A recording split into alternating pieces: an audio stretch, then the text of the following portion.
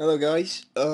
Today I'm going to show you a quick tip on how to create different patterns using the swatches in Illustrator, swatches.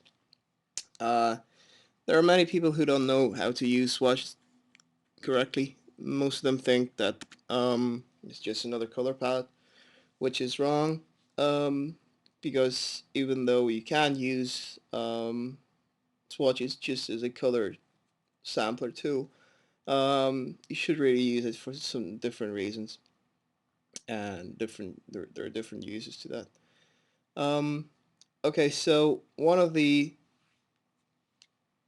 most obvious one which you can do with the swatches is clicking on it, getting the color. So here we have a star that changes color. Okay, that's terrific. Now there are also pre-installed gradients here by Adobe, and also some fish pattern. Um, you can create your own gradients and save them like that, which is pretty simple, and there's no need in showing how to do that. But more interesting use to it is creating your custom patterns and then filling your shapes with those. So let's make my star black for now and create a pattern.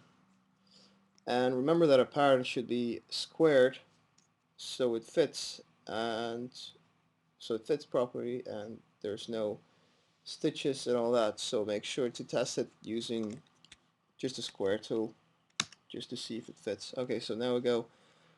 Let's take the rectangle tool, shortcut M. Create first line, another line, another. I'm using Command D here. Okay, so there we have it. Nice little pattern,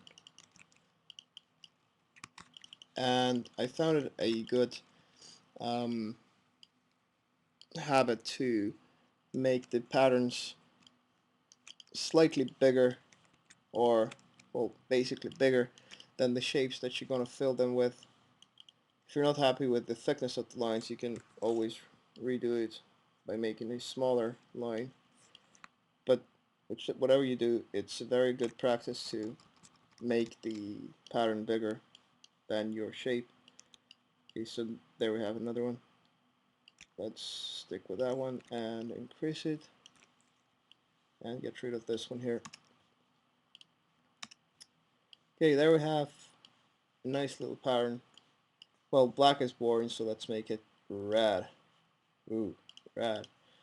Okay, that's probably not a good thing that I can't click properly. Okay, to create a swatch or a pattern using the swatches, all you have to do is get the shapes that you want to be the fill, excuse me, and drag them to swatches here.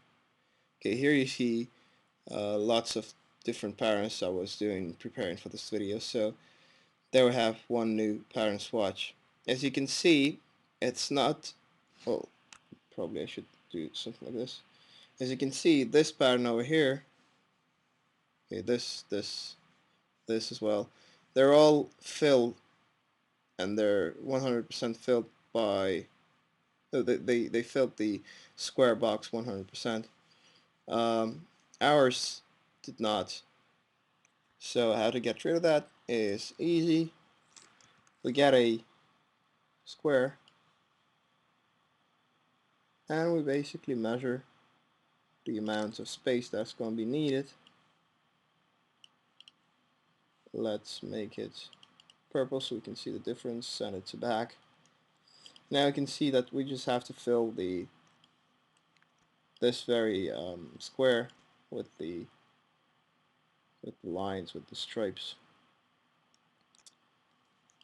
To do that, I'm just basically gonna copy and paste and then duplicate again till we reach one end of the square, and then I'm gonna just um, transform it.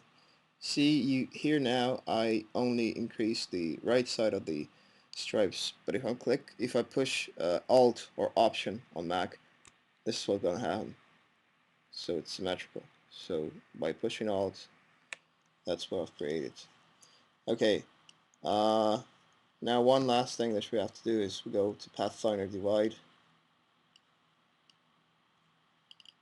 We isolate the group and we delete everything that's been left over because we don't need those leftovers there. Great. And now don't forget to get rid of the purple square itself.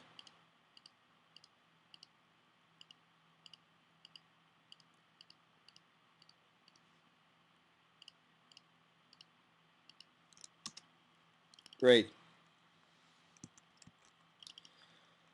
Now let's drag it to swatches, and there we have it, a nice little new pattern swatch number 17.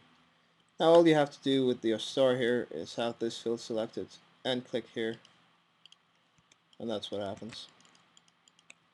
You can go bigger,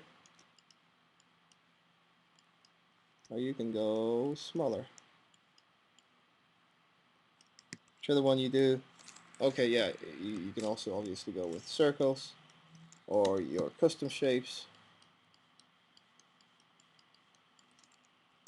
So good. Great.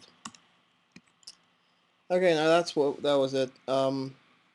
As I've told before, you can use this very tool to create different shapes and patterns. You can create your custom gradients and save them as swatches, and it's best. It's great not to forget to do that, because once you have the gradient done, which is really good, it's very hard to recreate it once again. So don't forget to save your gradients, because you just can get rid of them easily by using this delete swatch button here. New swatch here, new color group, uh, and swatch libraries. Those will be the best that you do. There's actually gradients pre-installed in here as well, so just take a look at the libraries there. They're pretty useful. And I hope my video was useful as well. Thanks for listening, for joining, and I'll see you later.